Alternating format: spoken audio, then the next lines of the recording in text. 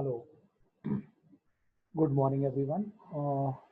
Today we will discuss about the object-oriented design methodology. So, what to understand by object-oriented design methodology? We have already discussed function-oriented design. So, second one is object-oriented design.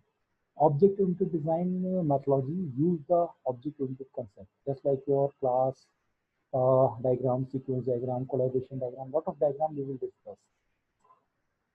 So, what do you understand by object-oriented design? Object-oriented design is the result of focusing attention not on the function performed by a program, but instead on the data that are to be manipulated by the program. It is orthogonal to the function-oriented design. So, object-oriented design begins with examination of real-world entities or real-world things. That is a part of the problems to be solved. How we can solve a problem. So these things, which we call it object, are characterized individually in terms of their attribute as well as behavior. Each object has a attribute as well as their behavior. So what is the difference between function-oriented design as well as object-oriented design? In function-oriented design, we are describing that the functionality of the system. We are describing that the individual modules without describing the internal detail. But in the case of object-oriented design, we are describing that how the data is to be manipulated by the programs. So it requires a different way of thinking as well as partitioning. It can set thinking in object-oriented terms is most important for producing truly object-oriented design system. So basic concept about the object-oriented programming. We have already discussed about the what is object, what is the inheritance, what is polymorphism. But for revision, we will discuss. Object-oriented design is not dependent on any specific implementation language. It is not necessary we are using C, C++, Java, any programming language, doesn't matter. So programs are modeled using object. What is object? Object have a behavior as well as a state. So they do things, state which change when they do things. When we are performing some operations, they will change one state to another state. So object is a real world entity. We know that.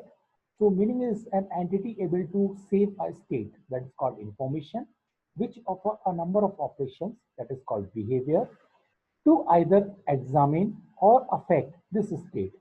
While we are performing any operations, maybe one state to another state. An object is characterized by a number of operations and a state which remembers the effect of these operations.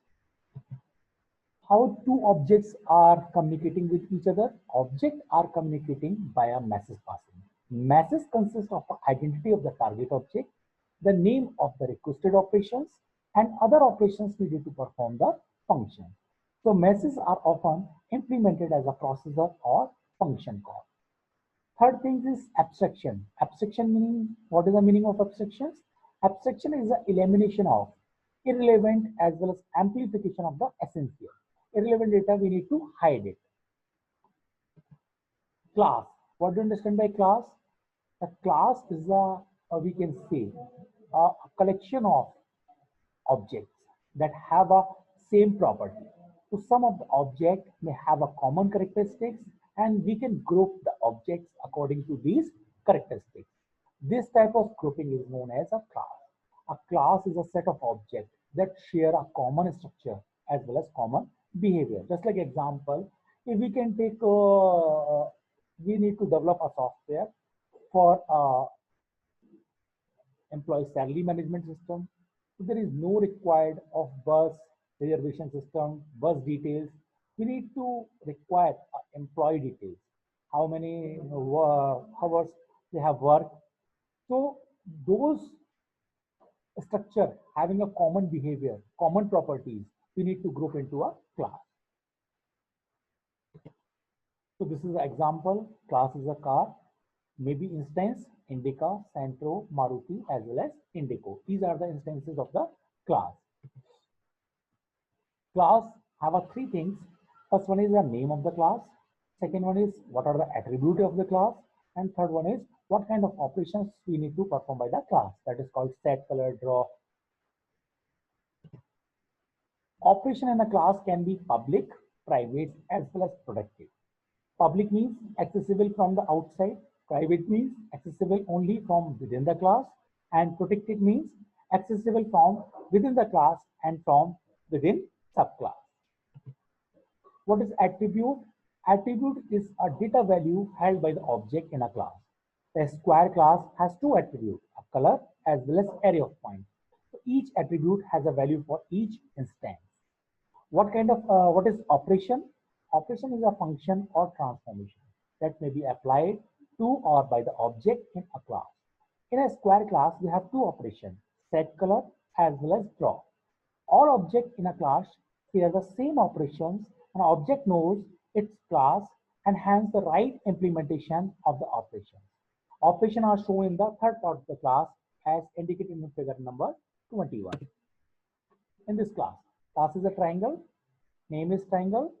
What are the attributes? Color as well as point. What are the operations? Set color as well as draw. Next thing is inheritance. What do you understand by inheritance?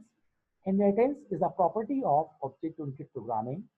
In inheritance, subclass or we can say a child class inherit the property of parent class.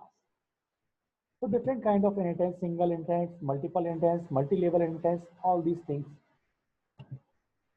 So this is an example, class shape, color, set color as well as draw are the functions. Class square, class triangle, these are the subclass. These are inherit the property of shape. Single inheritance, multiple inheritance, multi-level inheritance, a lot of inheritance are available. So single inheritance means a subclass inherit from only one superclass.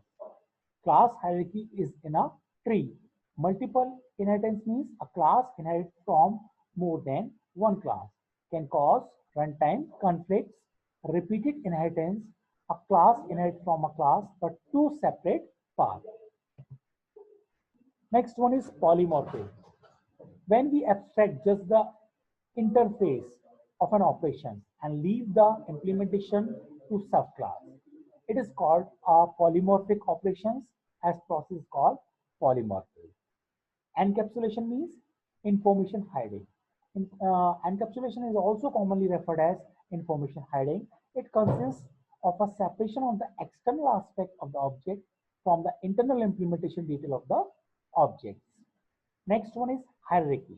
Hierarchy involves organizing something according to some particular order or rank. It is another mechanism for reducing the complexity of software by being able to treat and express subtype in a generic way.